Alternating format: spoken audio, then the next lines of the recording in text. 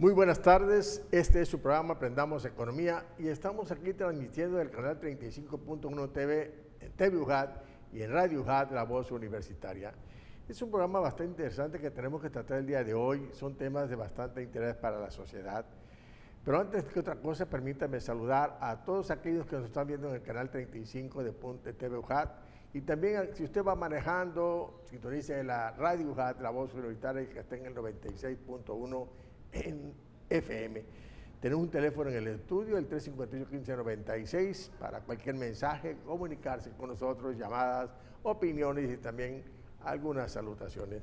Está abierto el teléfono para las preguntas al público. Es un programa muy sui generis, así muy especial, en donde hay una intercomunicación con el público, porque hay son dos temas que van prácticamente amarrados con la vida social, con la vida económica, con la vida cultural y, por qué no, familiar de todas las personas, no nada más de México, sino del planeta entero. Fíjense que hoy vamos a platicar dos cosas y que pongo en consideración del público: el caso de la pobreza y el caso de la desigualdad económica. Son dos puntos que prácticamente afectan a la población. Y de acuerdo a las preguntas que van llegando a nosotros, me decían hace un ratito, antes de comenzar, de que ¿por qué hablar de la pobreza? ¿Por qué hablar de la desigualdad económica? Pues prácticamente eso es un flagelo, como le contestaba hace un rato, me preguntaban aquí en TV UJAT, aquí en el estudio, me mandaban una pregunta, alguien me decía, maestro, no sé por qué hablar de la pobreza y por qué hablar de la desigualdad económica. Fíjense que esto de la pobreza y la desigualdad económica es un flagelo que afecta a la familia, a la economía, afecta a todos aquellos que la padecen en este planeta, en esta vida.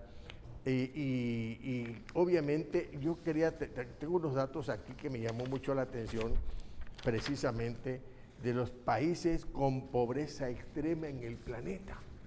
Fíjense ustedes, tengo un dato y había que cuestionar porque, por ejemplo, India, Pakistán, Nigeria, Malawi y Etiopía en el planeta son los países con pobreza extrema. Y hablo de India que tiene una población de más de 1.000 millones de personas, y India está compitiendo que en la carrera del espacio, que una de las economías emergentes, que ha desarrollado cierta tecnología y que está compitiendo con algunas economías emergentes del planeta, y habla de que en este país que es India, 11% de la población está en esa pobreza extrema, es decir, más de una de cada 10 personas de la India más viven en esas condiciones. Naturalmente que India es una cultura muy especial, porque su alimentación así es. Por ejemplo, no comen la carne de res, una proteína que en el planeta circula. Y es una de las cosas. India me llama la atención. Otro país en extrema pobreza es Pakistán, es vecino de la India. Pakistán es la tasa de pobreza más alta de todo del planeta. El 46% de la población está viviendo en una pobreza extrema, a tal grado que hay personas que no tienen dónde vivir ni qué comer. Es una situación muy difícil para los pakistaníes. Otro de los países en pobreza extrema en el planeta es Nigeria. Nigeria, la tasa de pobreza es altísima, tiene el 57% de la población en esa pobreza extrema.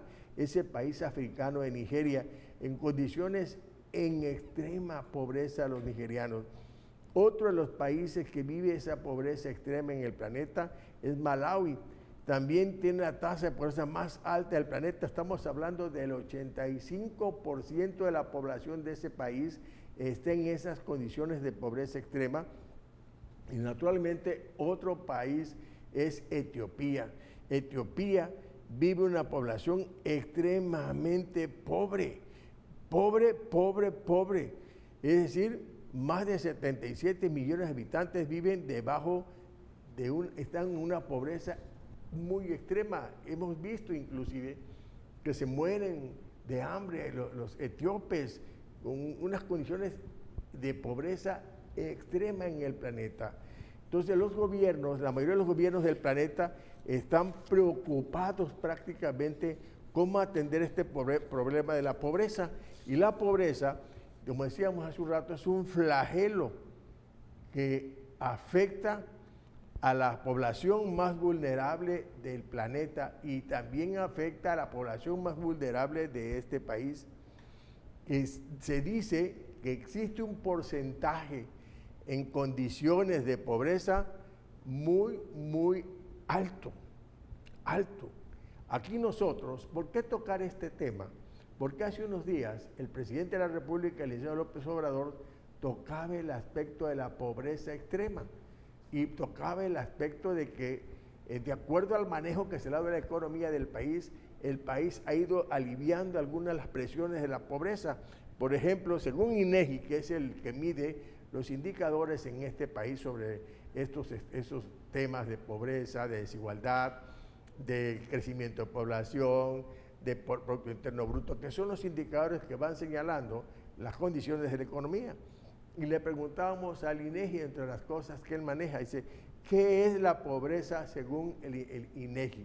El INEGI dice que una persona se encuentra en situación de pobreza multidimensional cuando presenta al menos una carencia social y no tiene un ingreso suficiente para satisfacer sus necesidades. El ser humano es un ser que tiene que comer todos los días, por lo menos unas 2 veces al día. Y hay personas que están en condiciones de pobreza extrema, es decir, que viven mal. Por ejemplo, nosotros estamos viendo de que en el 21, en el 18, en el 16, unos altos porcentajes de población extrema que había. Y obviamente ha pasado, estaba en el 40, al 41, y así fue, al 40.1, y así fue evolucionando los problemas de población en extrema pobreza. El gobierno actual ha implementado una serie de cosas prácticamente que han tendido a que la población en general mejore sus condiciones de vida. Pero yo antes que otra cosa preguntábamos sobre esto, pues, ¿por qué las personas son pobres? Habemos en el planeta un poco más de 8,000 millones de personas y cerca de 3,000 millones o un poco más de esta población no tiene ni dónde vivir. Entonces, había un dato importante que yo tocaba de esa manera, en donde la pobreza es un flagelo fuerte que permea en las personas. ¿Por qué la persona vive en esas condiciones de pobreza? Habría que preguntarse, habría que ver. Yo leía por ahí, encontraba un dato en donde nos dice que el 10% de la población en el planeta, tiene el 79% de la riqueza mundial. Es decir, todo lo que se genera de riqueza en el planeta, solo el 10% de la población tiene ese 79%. El otro 21% de la riqueza que se genera en el planeta lo tiene el 90% de la población. Es decir, vemos nosotros que la desigualdad tan grande que hay, que va amarrada a la pobreza, se ve de forma lacerante, se ve de forma dramática en el planeta. El planeta es un ente que nos ha dado Dios a todos nosotros para vivir. Y de él vivimos y por él vivimos, porque todo lo que ahí está nos permite a nosotros sobrevivir aquí en el planeta.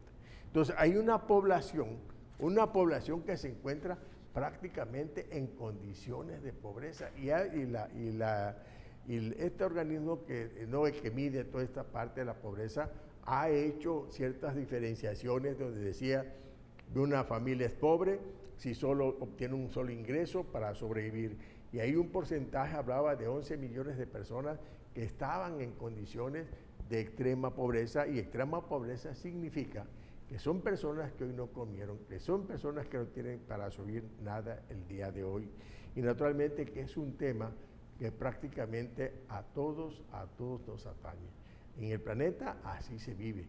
Y en este país prácticamente lo que ha hecho el gobierno actual es implementar una serie de estrategias que van a permitir y que han permitido de que una buena parte de la población vaya saliendo de esa extrema pobreza.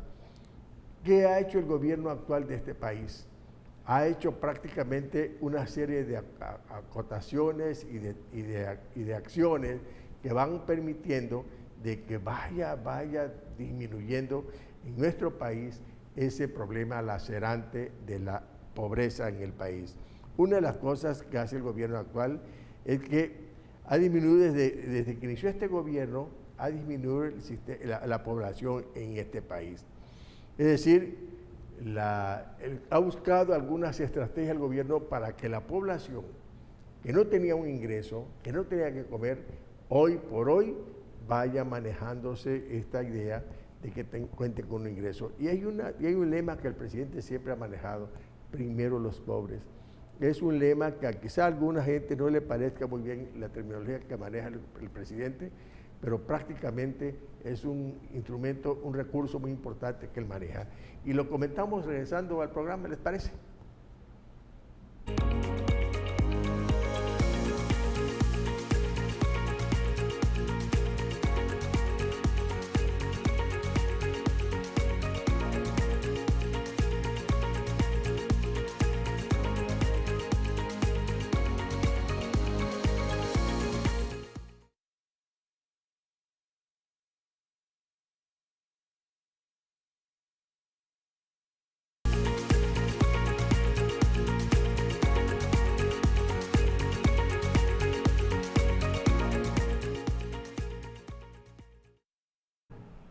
Bueno, ya estamos de regreso con su programa Aprendamos Economía y estamos platicando un tema bastante importante. Aquí se me suma aquí al programa mi estimadísimo Miguel. Dice, oiga, yo vi un tema que me gustó muchísimo y está aquí en el público, por eso lo invité a que se sentara con nosotros, porque está viendo el programa. Me dice, yo quiero preguntarle algo. Y luego, pues, siéntate, que te den permiso aquí el set, y adelante te sientas conmigo a hablar de la pobreza. Fíjate que hace un rato comentaba, para que vayamos entrando en camino, de que por qué el gobierno de México en estos días ha estado mencionando el problema de que salimos de la pobreza. No salimos, simplemente se ha mejorado un poco la situación. Hace un comparativo de los ingresos.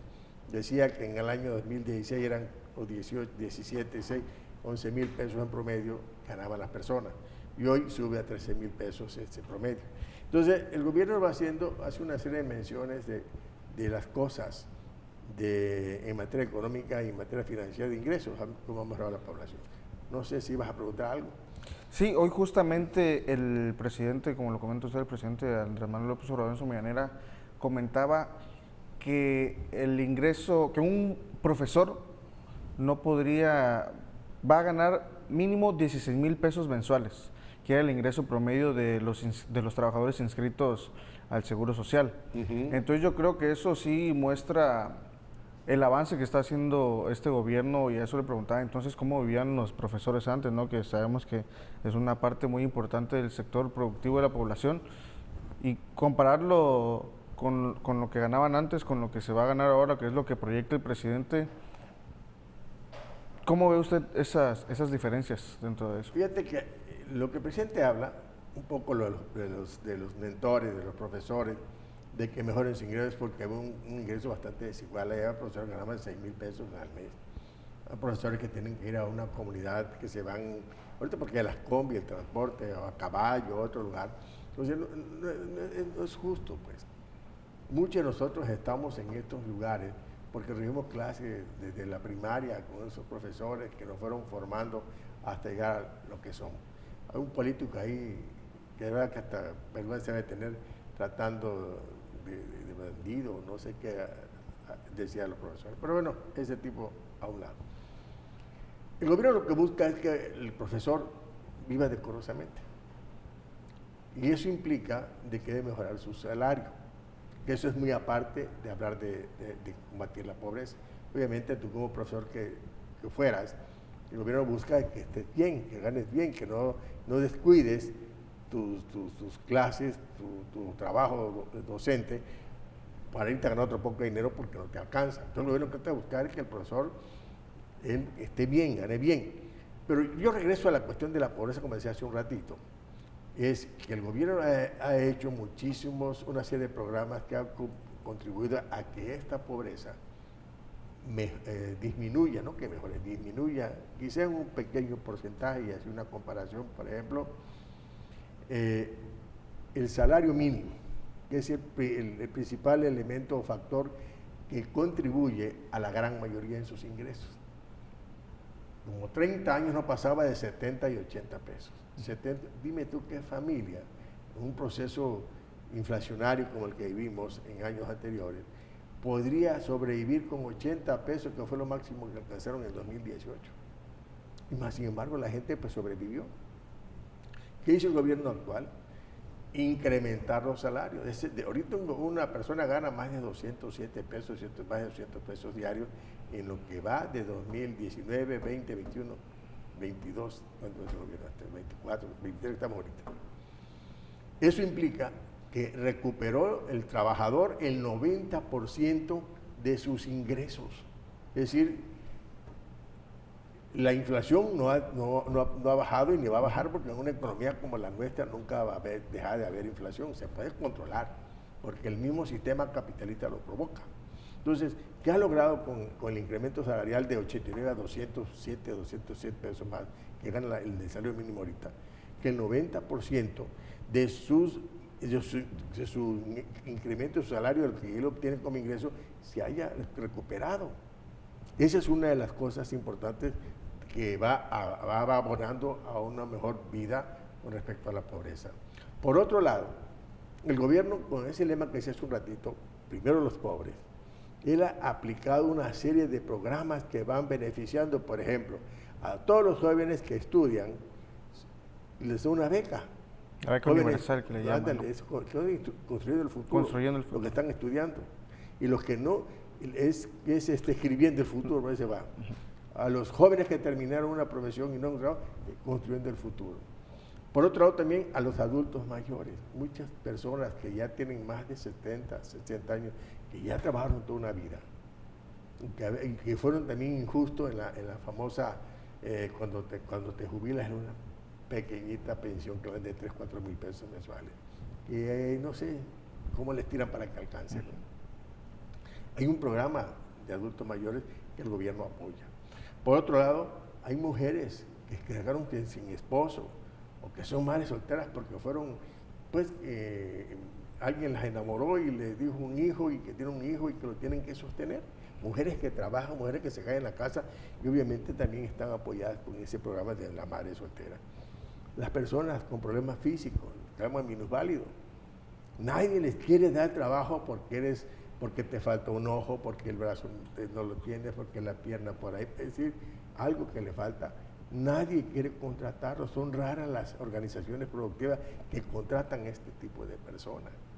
Ahora el gobierno nos apoya con este programa, que tengan un ingreso también, porque también comen, tienen necesidades, por mucho que te falte algo, tienen necesidades como cualquier ser humano, y son apoyados. Un programa que a mí me llamó la atención es ese Sembrando Vida. Sembrando Vida. Fíjate que el medio rural tiene el pollito, tiene el maíz, tiene la fruta, tiene todo para sobrevivir, para comer, pero obviamente no tiene liquidez, dinero.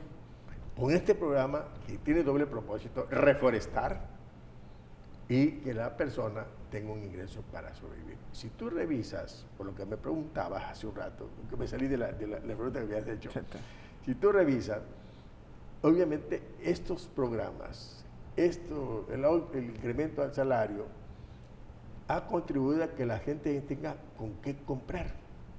Por ejemplo, el que vive allá en la serranía fulana, o que vive allá en algún popal de aquí de Tabasco, me platicaba una persona que ellos vivían en una islita, allá por rumbo a frontera, que solo salían un cayuco.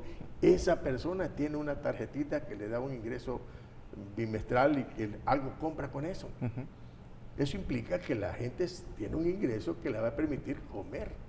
Entonces, eso es lo que el gobierno decía, cómo hemos disminuido ojalá quisiéramos un alto porcentaje, pero ha bajado ese nivel de pobreza, quizá un decil, quizá 2 deciles, pero ha disminuido. Es decir, las personas en su gran mayoría tienen un ingreso y ese ingreso te permite sobrevivir. No sé si quedó contenta tu pregunta. Sí, muy bien contestar la pregunta. Y otra cosa es que veo, viendo este programa, veo que todos los temas se entrelazan, porque por ejemplo ahorita que menciona esta ayuda de Sembrando Vida, sabemos que igual están aplicando en países de Centroamérica. Y sabemos que el vecino del norte de Estados Unidos, cómo peleaba o pelea con México de todas esas caravanas migrantes que hacen. Y es otra ayuda para Centroamérica que ayuda a combatir la pobreza, y así México igual así para estar bien ya sabemos que el presidente es referente líder latinoamericano, ayuda igual a Centroamérica para combatir la pobreza desde allá, que todos estén bien desde allá para que tampoco nos afecte tanto acá, para que no haya tanta movilización de gente y pues se queden en sus países trabajando, como usted dice, recibiendo ingresos bimestrales que ayudan a subsistir y así no salir de sus lugares de origen, ¿no? Fíjate que si revisas eso, yo vi cuando empiezan las migraciones, en el 19, había migrantes hacia el norte de Estados Unidos, había migración, pero no era aparatosa, no era impactante. Pero cuando alguien le dio un sentido político a la migración, yo lo vi, que un fulano, cuando vino esa primera caravana de 3,000 litros, te acordarás, que fue muy notoria, Sí. yo vi en la tele que lo enfocaron dándole dinero a un fulano a determinados grupos de personas o personas que llegaban. Yo le vi un sentido político a eso. Naturalmente que esto ya dejó de ser tomó otra connotación muy difícil. Al rato comentamos el caso de desigualdad. Dentro de los países centroamericanos, Honduras, uno de los grandes países, con una desigualdad social impactante. Si tú notas, la mayor parte de los que vienen acá al norte son hondureños, un poco guatemaltecos, y el salvadoreño ya casi no se va. Ya casi no. El gobierno de Salvador ha tomado otras medidas que está buscando el bienestar de su población. Y ha hablado, como tú decías, con el gobierno mexicano de crear, de adoptar este programa de Sembrando Vida. Y es un programa que tenemos que verlo sin el sentido político, sino necesita el planeta ser reforestado. La gran problemática que tenemos de cambio climático es por la deforestación que hay.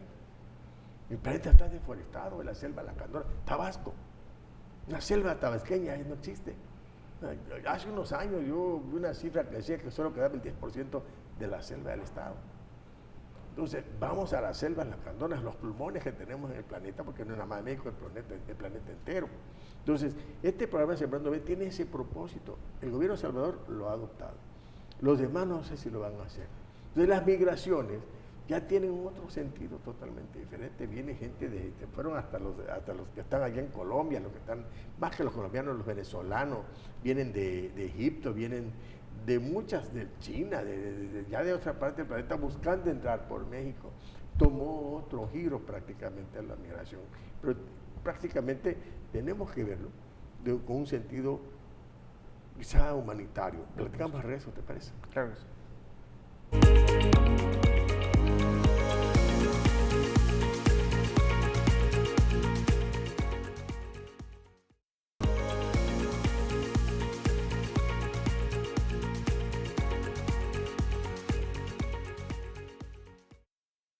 Ya estamos de regreso y seguimos platicando estos temas de pobreza. Vamos a hablar rápido de desigualdad, un tema que en verdad nos preocupa a todos. Bien. Bueno, maestro, para ir cerrando justamente con este tema de la pobreza, porque va ligado a la desigualdad, pues seguir con este que quedó pendiente del segundo bloque, el tema de la migración, que ya lo ven con otra connotación. Dice que ya, incluso me ha tocado a mí ver en la central de aquí de la ciudad de Villahermosa, gente de la India, pues me ha tocado platicar con ellos que ya vienen no solo pues de Sudamérica, ¿no? De Sudamérica o del Caribe, sino ya de otros continentes, incluso buscan pasar por México para llegar al norte. Es que fíjate que esto explosionó muy fuerte.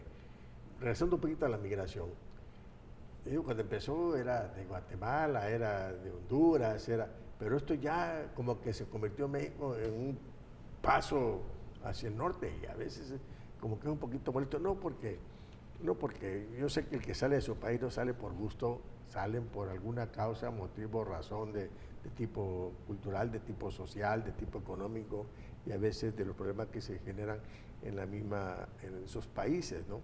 Buscando, pensando que en Estados Unidos van a lograr vivir mejor. A veces es algo como oropel que nada más brilla y al final de cuentas a veces estamos mal, ¿no? Por ejemplo, hace tiempo, yo vengo de un pueblo, yo de Tepetitán,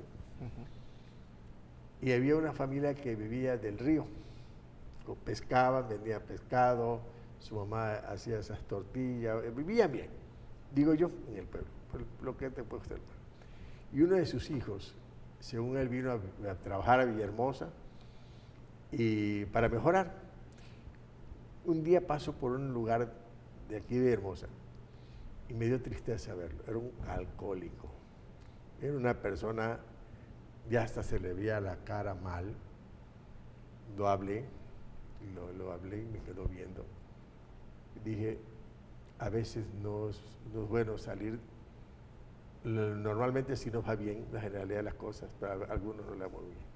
Y murió, no me enteré, porque su alcoholismo fue al extremo del suelo tirado, ¿no? Entonces, a veces también los migrantes se exponen a tantas cosas, a veces pensamos que dejando el pueblo nos va a ir mejor, a la gran mayoría les va bien, a uno quizá no.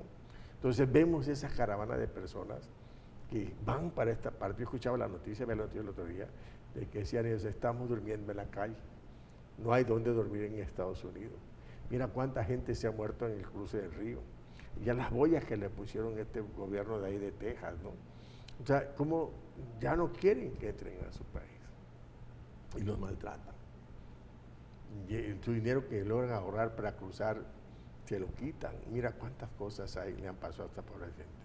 Yo creo que habría que ver desde el punto de vista humanitario este problema de la migración.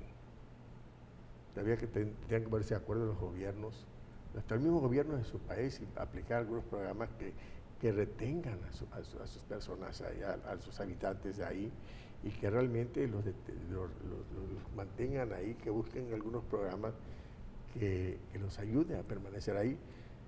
Yo creo que el gobierno de México ha sido bastante atinado de estos programas que tiene para que las personas se queden en su lugar.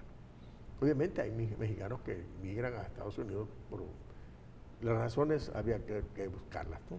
Maestro, pero hablando precisamente ya de este tema, ya para entrelazarlo con el otro, si la gente busca migrar es precisamente por la desigualdad que vive en esos países, ¿no? ¿Qué pasa con este tema en el mundo de la desigualdad? Fíjate que la desigualdad es otro flagelo tan grande que hay en el planeta. Aquí tengo investigaba y encontré pues prácticamente, fíjate, voy a decir, cuántos países pobres. En África está Zambia, Honduras en América, Haití creo que es el país más pobre de todo el orbe, más de aquel continente, Surinam, Botswana, China con todo lo que se dice que es la primera potencia económica, la que compite con Estados Unidos, habla también de pobreza, de desigualdad económica. Sudáfrica, Namibia, otro africano, Comoras, otro pues también de África. Entonces vemos nosotros que la desigualdad social, la desigualdad económica es una situación que también va amarrada a la pobreza. ¿Qué es la desigualdad económica? Dice, el mundo ha alcanzado niveles de desigualdad altísimos. Decía hace un ratito, el 1% de la población del planeta, el 1% de la población, es la población más rica del planeta, el 1%. Hay un dato por ahí que son unos 8.000 millones de personas, o 8.000 poblamos estamos poblando este planeta, y censado, ¿no? Y ese 1% es la población que posee más del 99%, el 1% de la riqueza, el resto no tenemos nada. Es decir, vemos a un 1% que es el más rico del planeta. Ese 1%, más del 99% de la riqueza del planeta. el resto que pasa con ellos, ¿no? Entonces, vemos nosotros que esa desigualdad económica la vemos en todo el orbe. Yo te mencioné como 10 países hace un ratito. Y yo aquí tengo el dato, maestro, que en México, por ejemplo, solo el 10% de la población concentra el 79% de la riqueza. Así es. El Ese 10% 10%. de la población. Ese 10%, y algunos hablan de 24 familias. De 24 familias que concentran la riqueza, el total de la riqueza y el total de la riqueza en este país. Vemos la desigualdad. ¿Qué es lo que hace el gobierno actual? ¿Qué decíamos que es la desigualdad? No es más que las personas que no están en ese mismo nivel de crecimiento económico y que no cuentan con las mismas condiciones económicas, sociales, para poder mejorar su nivel de vida. No lo hay. ¿Qué hace el gobierno actual? Buscar algunas estrategias que permitan que esa brecha que hay entre ese poquito de que tiene todo a los que no tienen nada, ¿no? Y ese 1%, ese 10% que me estás diciendo, son grupos de familias que hay de los más de 120 millones que somos en este país. Entonces, el gobierno ha aplicado esos programas que te comentaba hace un ratito para aminorar esa brecha. Por ejemplo, hay personas que están allá lejísimos, como decía hace un momento. Esos no tienen acceso a nada, a ningún lugar, ni siquiera a comprarse algo. Hoy por hoy el gobierno busca que esa brecha se vaya cerrando. No esté tan dispar. Obviamente es mejorar el nivel de vida de estas personas es difícil. Son difíciles porque estás hablando de un 10%, estás hablando de un 90% de la población que está en estas condiciones. Hay un organismo de la famosa ENOE que se llama, ha logrado hacer una distinción para buscar segmentos de pobreza y de desigualdad social. Y decía ellos que hay un segmento en donde realmente la desigualdad social es extrema. Por ejemplo, la parte de los grupos culturales que hay, la parte de los primeros que poblaron este país, los que llamamos comúnmente indígenas. Ese es un grupo totalmente aparte, que lo han apartado. Y la desigualdad ahí se nota. En los censos están aparte, sí. ¿no? La población indígena en algún momento. Inclusive ahí en el censo, eres indígena marcado. Entonces, ese grupo lo han hecho a un lado. Y la desigualdad económica es marcada en ese grupo social, que es mexicano, totalmente mexicano. Entonces, se ha visto que los otros grupos, ese 10% racista y demás cosas que ya conocemos nosotros, segmenta a esa población de nativos, de indígenas, que son también mexicanos. Entonces, hoy por hoy el gobierno que ha hecho, sumarlos. Y lo hace vivir estos programas de bienestar. Por ejemplo, hay comunidades que no tienen agua entubada. Hay comunidades que no tienen servicios de drenaje ni escuelas. No tienen un centro de salud. Entonces, ¿qué ha hecho el gobierno actual?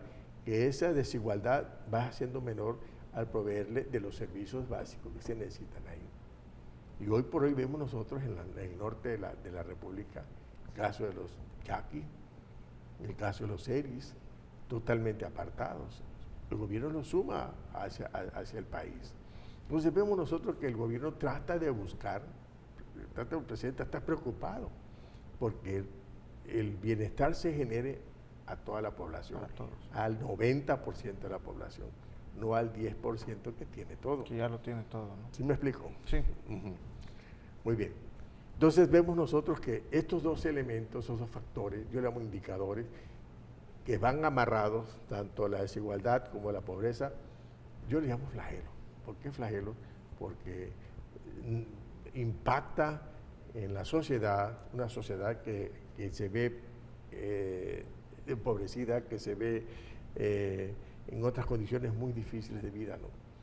Hoy por hoy yo creo que subir un porcentaje de bienestar, que un pequeño grupo de la población del país haya mejorado, o la gran mayoría de la población subió un porcentaje de bienestar, yo creo que eso es bueno. Esto se ha ido generando por años, ¿no? No creo que en un sexenio vaya a cambiar drásticamente. Difícilmente, difícil, porque estamos viendo que 30 años atrás de este modelo neoliberal, porque revísenlo, realmente lo revisen. Es un modelo en donde un pequeño grupo se apropia de todo y la gran mayoría no. Un 10%. ¿Sí? Entonces, lo que hace el gobierno actual es generar otro modelo económico en donde todos participemos, la economía mixta que le llamamos comúnmente, en donde participe el gobierno, participe el empresario, participe el trabajador y participa la población. Todos entramos a ese juego. Naturalmente que los que se sienten afectados porque tenían todo en sus manos, el modelo neoliberal se concentraba en ese grupo de empresarios. Naturalmente de que el gobierno al ver hacia otro espacio, hacia la población en general, no les parece que las cosas funcionen así. Sigo platicando ahorita, ¿te parece? Claro que sí.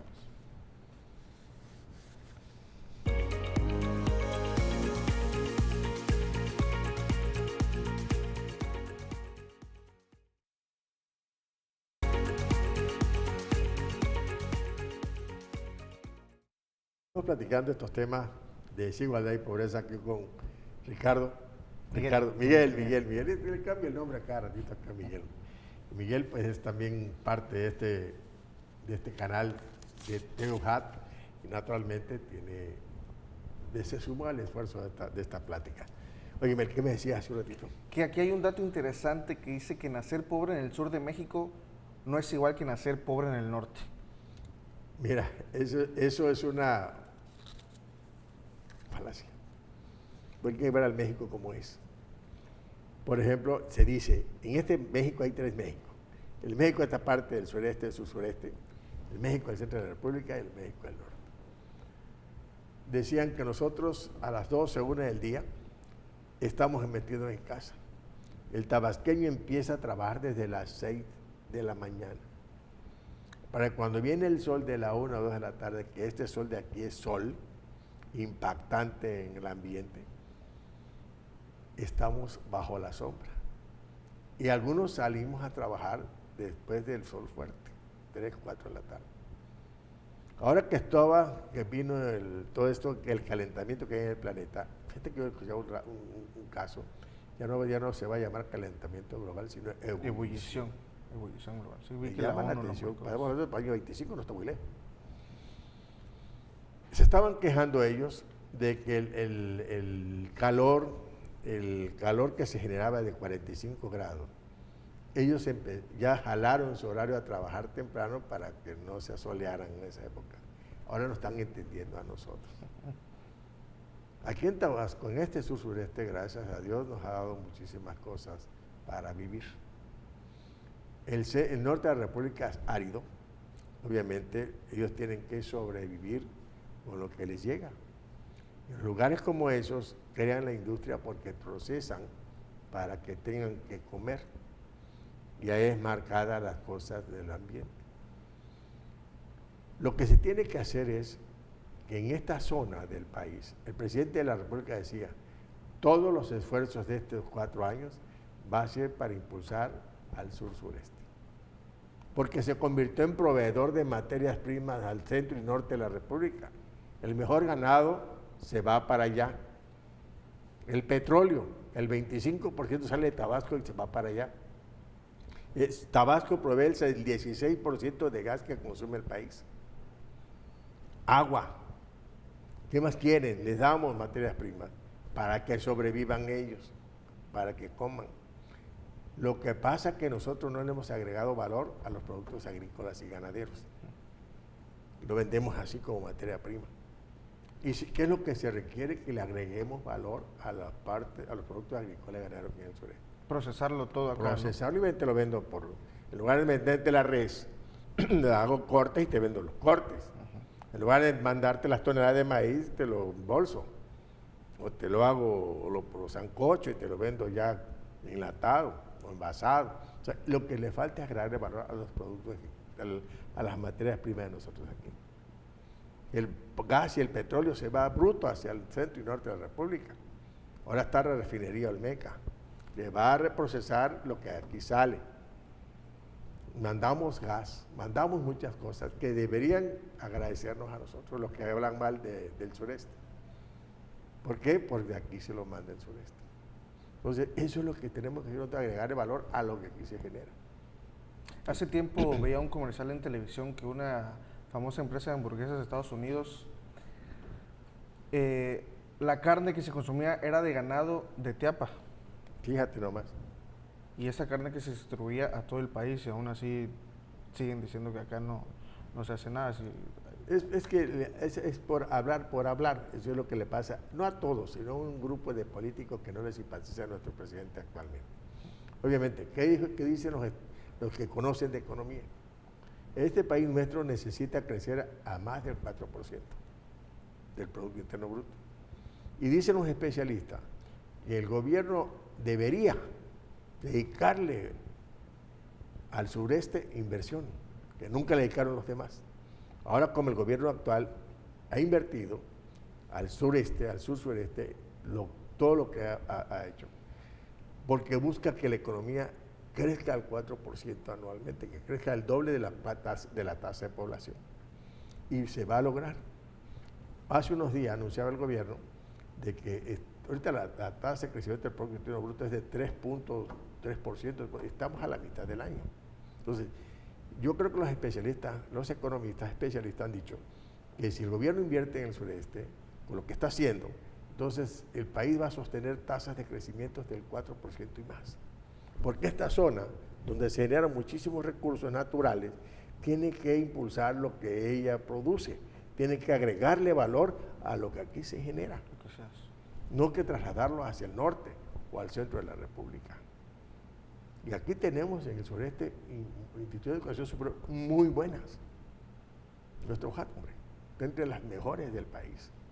Entonces yo creo que lo que tenemos que hacer es agregarle valor a todo lo que producimos nosotros aquí. Si tenemos una crianza de peces, porque ya hay muchas cosas que ya no hacemos en el río porque hay una plaga que se llama pez diablo, que se come los huevitos de las especies nativas, y va a bajar la producción en los ríos. Ya muchos están de causa la engorda de peces en estanques, en piscinas, en lugares donde se engordan.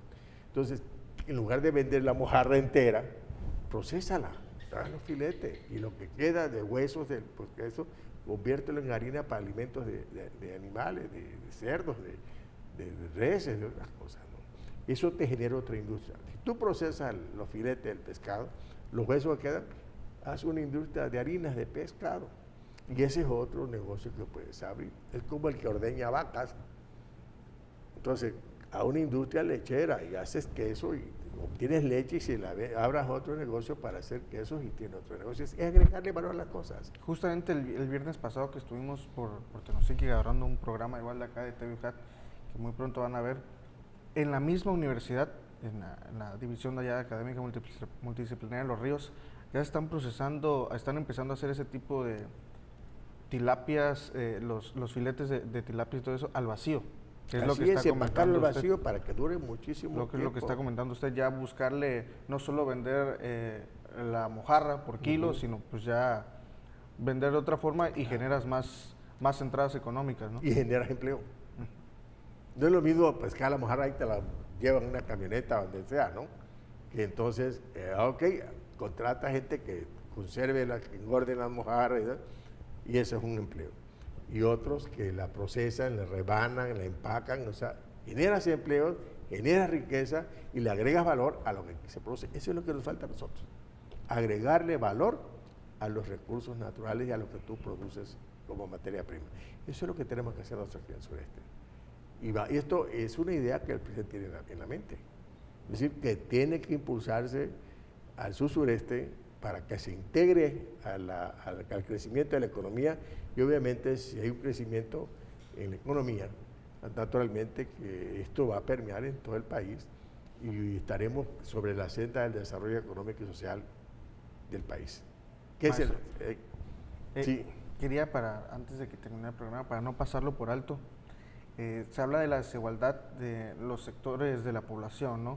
Pero también la desigualdad de hombres y mujeres. Totalmente de acuerdo. Otro punto que tocar para la desigualdad que yo sé que el gobierno igual está atacando. Muy metido en eso, porque somos muy especiales con nuestras compañeras. Hacen lo mismo que tú.